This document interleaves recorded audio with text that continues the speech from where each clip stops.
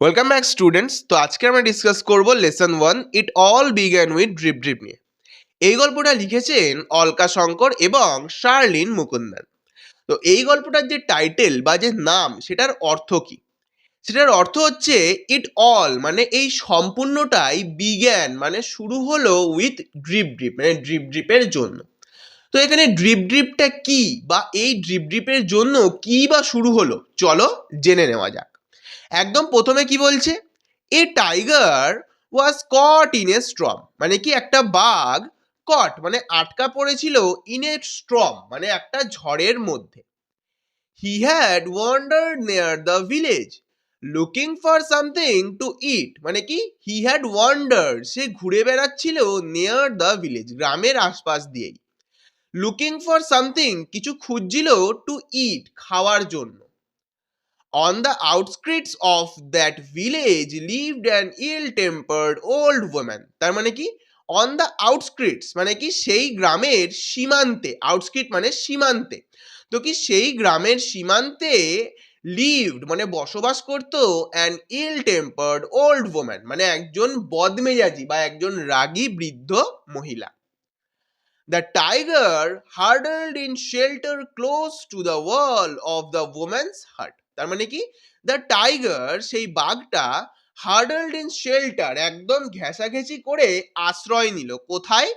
To the wall of the woman's heart মানে সেই যে বৃদ্ধ মহিলার কুঁড়ে ঘর ছিল সেই কুঁড়ে ঘরের দেওয়ালের সাথে সে ঘেঁষাঘেঁষি করে আশ্রয় নিল। হার্ডল কথার অর্থ হচ্ছে ঘেঁষাঘেঁষি করে এবং শেল্টার কথার অর্থ হচ্ছে আশ্রয় নেওয়া। তার মানে সে সেই বৃদ্ধ মহিলাটার যে কুঁড়ে ঘরের যে দেওয়াল ছিল সেই দেওয়ালের সাথে ঘেঁষাঘেঁষি করে সেই ঝড়ের মধ্যে আশ্রয় নিল। তারপরে কি হলো? The old woman was feeling very ill tempered that night মানে কি সেই যে বৃদ্ধ মহিলাটা ছিল তার আর কি মেজাজ একদম ভালো ছিল না সেই রাত্রিবেলা। কেন? The rainwater was leaking through the roof. Roof কথার অর্থ হচ্ছে ছাদ, আর থ্রু মানে মধ্যে দিয়ে। তার মেজাজ ভালো ছিল না কেন? তার মেজাজ ভালো ছিল না কারণ দ্য রেইন ওয়াটার বৃষ্টির জল ওয়াজ লিকিং মানে কি বেয়ে আসছিল বা আর কি ভিতর দিয়ে চলে আসছিল থ্রু দ্য রুফ। রুফ মানে আর কি ছাদ, আর থ্রু মানে মধ্যে দিয়ে। তার মানে কি সেই যে বৃষ্টির জল সেই বৃষ্টির জলটা ছাদের মধ্যে দিয়ে লিক করে চলে আসছিল ঘরের মধ্যে। There is no escape from this drip drip she muttered angrily. Muttered কথার অর্থ হচ্ছে বিড়বিড় করে বলা। তার মানে কি সে রেগে গিয়ে বিড়বিড় করে বলতে লাগলো কি দেয়ার ইজ নো এসকেপ এর কোনো নিস্তার নেই ফ্রম দিস ড্রিপ ড্রিপ মানে এই যে ড্রিপ ড্রিপ করে অর্থাৎ এই যে জলের যে ফোঁটাগুলো পড়ছিল ছাদ দিয়ে সেই ফোঁটাটাকে এই ড্রিপ ড্রিপের সাথে তুলনা করা হয়েছে। তো এখানে সেই বৃদ্ধ মহিলাটা বলছে এই যে ড্রিপ ড্রিপ হচ্ছে বা এই যে জলের ফোঁটা পড়ছে এর থেকে কোনো নিস্তার নেই। এবং এই কথাগুলো বলতে বলতে pushing her bed around the room to keep it dry মানে কি এই কথাগুলো বলতে বলতেই সে কি করছিল? পুশিং হার বেড মানে কি তার যে খাট বা বিছানা সেটাকে সে ঠেলছিল অ্যারাউন্ড দ্য রুম। অ্যারাউন্ড মানে চারপাশে, দ্য রুম মানে সেই ঘরে। তার মানে কি ছাদের কোথা দিয়ে জল পড়ছে কোনো ঠিক নেই, তার জন্য সে যখন যেখানে জল পড়ছে সেখান থেকে খাটটাকে সরিয়ে নিয়ে সেইখানে নিয়ে গিয়ে রাখছে যেখানে জল পড়ছে না। টু কিপ ইট ড্রাই মানে সেটাকে শুকনো রাখার জন্য।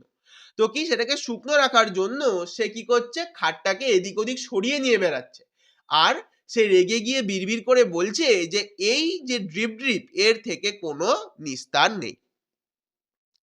She shoved her bed and a tin trunk against the wall. She shoved, shoved মানে আর কি ঠেলা, কিন্তু পুশিং মানেও তো ঠেলা আমরা আগে দেখলাম, কিন্তু এখানে শোভ কথার হচ্ছে ঠেলা, কিন্তু আবার সেটা কি শব্দে মানে সেই ঠেলার ফলে একটা শব্দও হবে। তো কি সি শোর মানে সে ঠেললো her bed and a tin trunk against the wall মানে কি সে ঠেলে দিল তার বিছানা এবং একটা টিন ট্রাঙ্ক মানে একটা টিনের বাক্সকে এগেইনস্ট এ ওয়াল একটা দেওয়ালের বিপরীতে।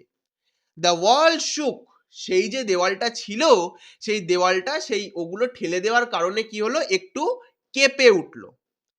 This drip drip will be death of me she shouted. এই ঠেলে দেওয়ার পরে সেই মহিলাটা আবার কি বলছে, দিস ড্রিপ ড্রিপ, এই যে ড্রিপ ড্রিপ করে জল পড়ছে, will be death of me, এইটা আমার মৃত্যুর কারণ হয়ে দাঁড়াবে। শি শাউটেড, সে এবার চিৎকার করে বলছে। The tiger on the opposite side of the wall felt the wall shake and was frightened. Frightened মানে ভয় পাওয়া। দ্য টাইগার, সেই বাঘটা অন দ্য অপোজিট সাইড মানে বিপরীত দিকে অবস্থিত বা বিপরীত দিকে থাকা সেই বাঘটা ফেল্ট দ্য ওয়াল শেক মানে কি, সেই যে দেওয়ালটা যে কাঁপলো সেই কম্পনটা অনুভব করলো এবং কি ভয় পেয়ে গেল। This drip drip must B a very dreadful creature he thought, মানে কি সেই যে দেওয়ালটা যখন কাঁপলো সেই বাঘটা তখন ভাবছে এই যে ড্রিপ ড্রিপ হলো বা এই যে ইয়েটা মানে দেওয়ালটা যে কাঁপলো, এই দেওয়ালটা নিশ্চয়ই কোনো একটা ভয়ঙ্কর কোনো জন্তুর কারণে কাঁপলো। ড্রেডফুল মানে ভয়ানক, আর ক্রিয়েচার মানে জন্তু। তার মানে কি এই যে দেওয়ালটা কাঁপলো সেইটাকে আবার সেই বাঘটা অন্য কিছু ভাবলো। তার মানে কি ড্রিপ ড্রিপ আমরা প্রথমে কি দেখলাম, ড্রিপ ড্রিপ ছিল সেই জলের ফোঁটা পড়া, কিন্তু আমরা এখন দেখছি আবার সেই বাঘটা সেই ড্রিপ ড্রিপকে ভাবছে একটা ড্রেডফুল বা একটা ভয়ঙ্কর ক্রিয়েচার বা জন্তু। বলছে মিনওয়াইল মানে ইতিমধ্যে বা এতদ সময়ে Bholenath the potter was out in the night looking for his donkey in the storm. তার মানে কি এতদ সময় বা ইতিমধ্যে ভোলেনাথ মানে কি একজন ব্যক্তি যে আর কি একটা পটার বা আর কি একটা কুমোর, was out in the night সেই রাত্রিবেলা বাইরে ছিল।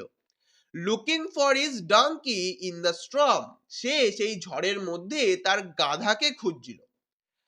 Suddenly, he saw an animal huddled in the dark against the wall of the woman's hut. Suddenly মানে হঠাৎ। He saw an animal, সে একটা প্রাণীকে দেখতে পেল, huddled in the dark, dark মানে অন্ধকার। মানে কি সে হঠাৎ করে একটা প্রাণীকে দেখতে পেল যেটা অন্ধকারে ঘেঁষাঘেঁষি করে বসে রয়েছে কোথায়, against the wall of the women's হাট, সেই যে বৃদ্ধ মহিলাটার যে কুঁড়ে ঘর ছিল সেই কুঁড়ে ঘরের দেওয়ালের সাথে ঘেঁষাঘেঁষি করে বসে রয়েছে। তো এই ছিল পার্ট 1। তোমাদের কেমন লাগলো অবশ্যই বলবে।